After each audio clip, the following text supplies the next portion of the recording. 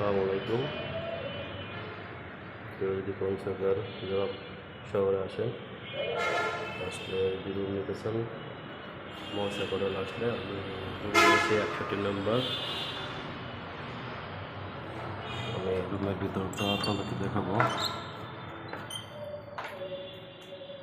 রুমে ঢুকছি, অন্ধকার, লাইটটা জ্বালিয়ে নিয়েছি।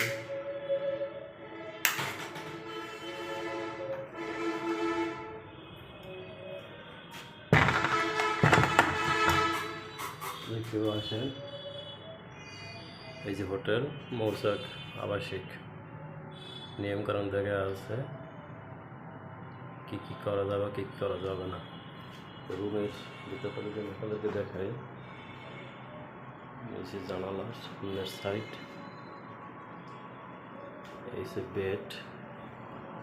বেডটা যদিও আমার, কারণ আমি অন্যের বেডে শুই না, অন্যের বেড বলতে বিছানার উপরে শুই না, এই জন্য আমি নিজেই বিছানা নিয়েছি। আর এদের কোম্পানির বেডে যে বিছানা চাদর, তো এই বিছানা চাদর আমারটা আমি মানে এটার উপর দিয়ে নিয়ে নিয়েছি। এই সে একজনের সিঙ্গেল খাট, বক্স খাট, এই সে আপনার লুকিং গ্লাস, এই সে আপনার hanger, stand hanger, mobile charge দেওয়ার পোর্ট, উপরে ফ্যান। মোটামুটি খারাপ না, আলহামদুলিল্লাহ। একজন মানুষের কাছে এর বেশি লাগার কথা না। এখানে আবার কাপড় চোপড় রাখার জন্য তাকের মতো করে দেওয়া হয়েছে। এই যে ব্যাক সাইডের জানালা প্লাস পর্দা কাপড়। এটা হচ্ছে ওয়াশরুম। ওয়াশরুমের পরিবেশটা খারাপ না, ভালো। এটা বেসিং,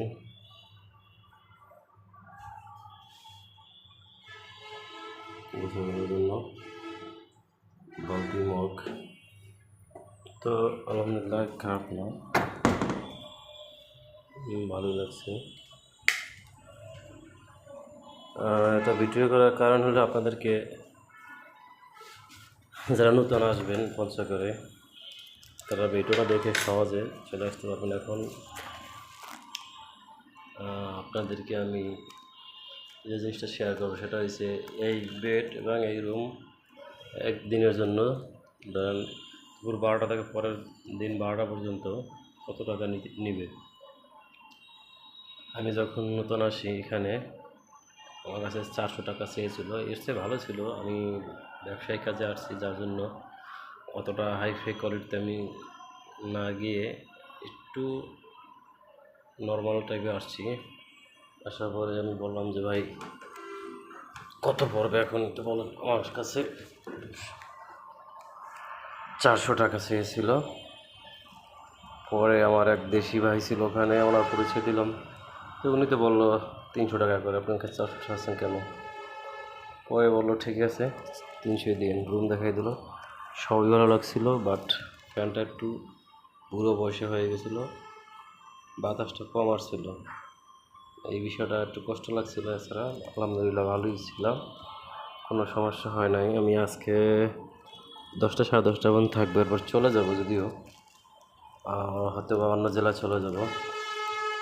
তো জিনিসটা ভিডিও করে রাখলাম, স্মরণে রইল।